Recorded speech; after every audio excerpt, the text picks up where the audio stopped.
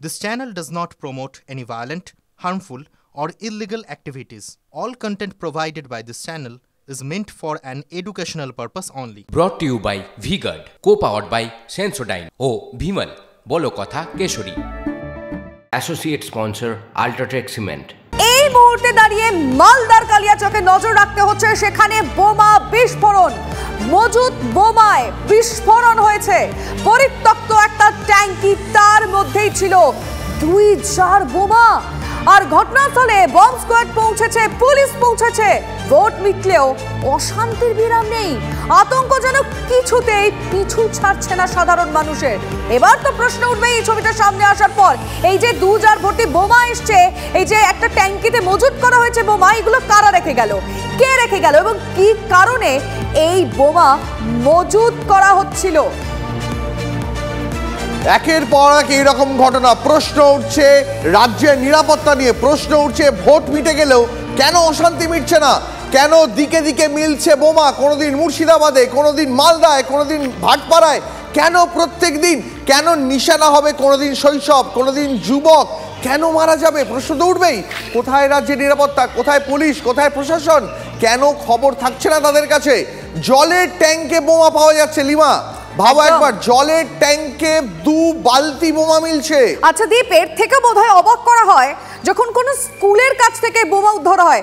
মানে এগুলো অবাক করার মতো, মানে আমরা কোথায় রয়েছি, আমাদের বাংলারই কি ছবি আমাদের দেখতে হচ্ছে। আমাদের সত্যি এগুলো আমরা ভেবেছিলাম সময়ের সঙ্গে সঙ্গে হয়তো সবকিছু স্বাভাবিকভাবে আমরা এক্সপেক্ট করেছিলাম, কিন্তু কোথায় কি, যা ছবি আগে ছিল এখনো তাই। এই মুহূর্তে আমরা যোগাযোগ করেছি প্রাক্তন পুলিশ কর্তা অনিল জানার সঙ্গে। অনিল বাবু, আপনাকে স্বাগত। স্টুডিও থেকে দীপ আলিমা রয়েছি। অনিল বাবু, মালদাতে জলের ট্যাঙ্ক থেকে 2 ব্যাগ বোমা মিলেছে, এটা প্রথম কোনো উদাহরণ নয়। এর আগে দিকে দিকে রাজ্যের নানা প্রান্তে কখনো শিশুরা বল ভেবে লাথি মারছে, মুর্শিদাবাদের ঘটনা, কখনো ভাটপাড়া থেকে উদ্ধার হচ্ছে বোমা। ভোটের বাংলায় প্রতিদিন এত বোমা আসছে কোথা থেকে অনিল বাবু? বীরভূম পথ দেখিয়েছে, আগে পশ্চিমবাংলা পথ দেখাতো ভারতবর্ষকে, এখন বীরভূম পশ্চিমবাংলার পথ দেখিয়েছে। বীরভূমের সঙ্গে দেখে দেখে নৈহাটি, উত্তর চব্বিশ পরগনা, নদিয়া, মালদা এসব করছে। আর মালদায় বোমা পাওয়া যাবে না কি, আপনার চণ্ডীপাঠ পাওয়া যাবে, চণ্ডীপাঠ হবে। মালদা তো সেই জায়গা, কালিয়াচক তো সেই জায়গা যেখানে রাগের আসামি ধরতে গিয়েছিল, তা পুলিশকে মেরে মাথা ফাটিয়েছিল, পুলিশের গাড়ি জ্বালিয়ে দিয়েছিল, থানা জ্বালিয়ে দিয়েছিল।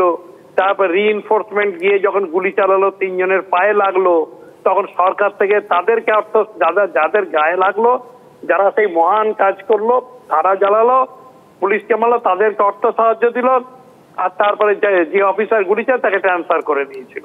অনিলবাবু, এবার থেকে কি আপনার মনে হয় যে এবার থেকে রাস্তাঘাটে দিকে দিকে রাস্তার মোড়ে মোড়ে লিখে রাখতে হবে যে সন্দেহজনক কোনো বস্তু দেখলে হাত দেবেন না, কোথাও কোনো বল পড়ে থাকলে তাতে ফুটবল ভেবে লাথি মারবেন না, এগুলো কি রাস্তায় মোড়ে মোড়ে লিখে রাখার সময় চলে এসছে? না, বাচ্চাদের, বাড়ির বাচ্চাদের তো এমনি আগেতে বলাই হতো, শেখানো হতো, টিভিতেও দেখানো হতো, তো সন্দেহজনক জিনিস হলে হাত দেবেন না, পুলিশকে জানান।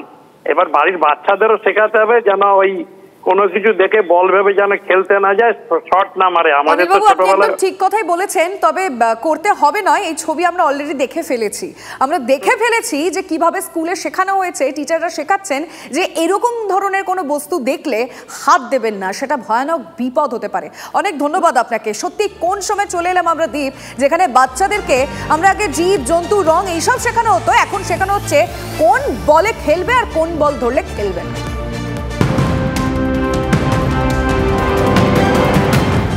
আর এই মুহূর্তে নজর রাখবো যে খবরে, রবিবার বাঁকুড়ায় 2 হেভিওয়েটের টক্কর। বাঁকুড়া নির্বাচনী প্রচারে আসছেন মুখ্যমন্ত্রী।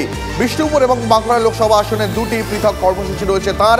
রবিবার বাঁকুড়ায় ভোট প্রচারে আসছেন প্রধানমন্ত্রীও। সপ্তাহের শেষে 2 হেভিওয়েটের কর্মসূচিকে ঘিরে চড়ছে উত্তেজনার পারদ।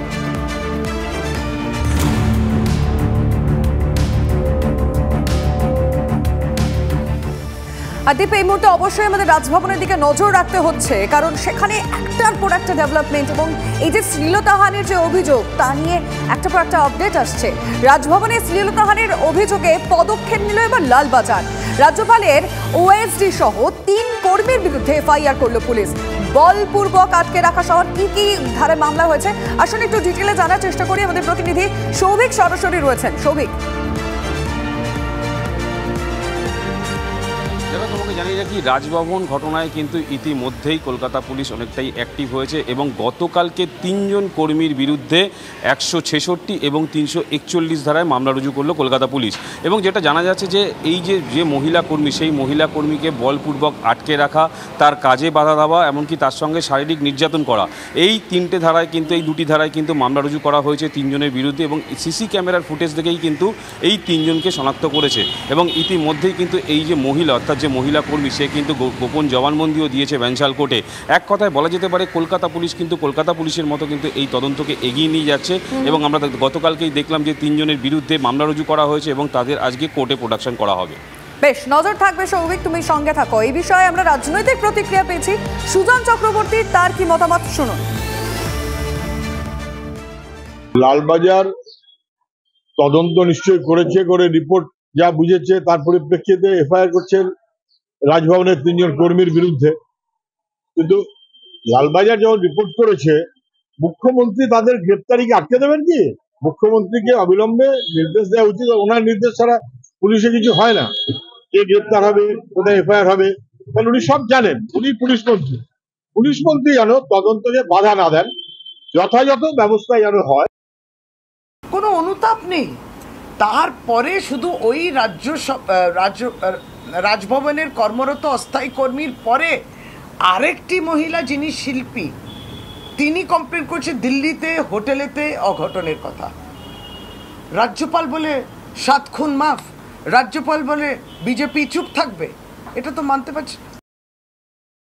টিএমসি কেন, কংগ্রেস এরকম করেছে, সুপ্রিম কোর্টের জজের বিরুদ্ধে ইমপিচমেন্ট প্রস্তাব নিয়ে এসছে, স্পিকারের বিরুদ্ধে। এরা এই পদগুলোকে একদিন কাজে লাগিয়েছে, যখন কাজে লাগাতে পারছে না তাকে বদনাম করছে, চেষ্টা করছে। রাষ্ট্রপতি, রাজ্যপাল, কাউকে এরা ছাড়েনি। এতে ওদের কিছু যায় আসে না। রাজনীতি এবং সমাজের যে আস্থার কেন্দ্র, সেগুলো মানে কালিমালিপ্ত হয়ে যাচ্ছে। Brought to you by VGuard, co powered by Sensodyne ও ভিমল বলো কথা কেশরী। Associate sponsor UltraTech cement.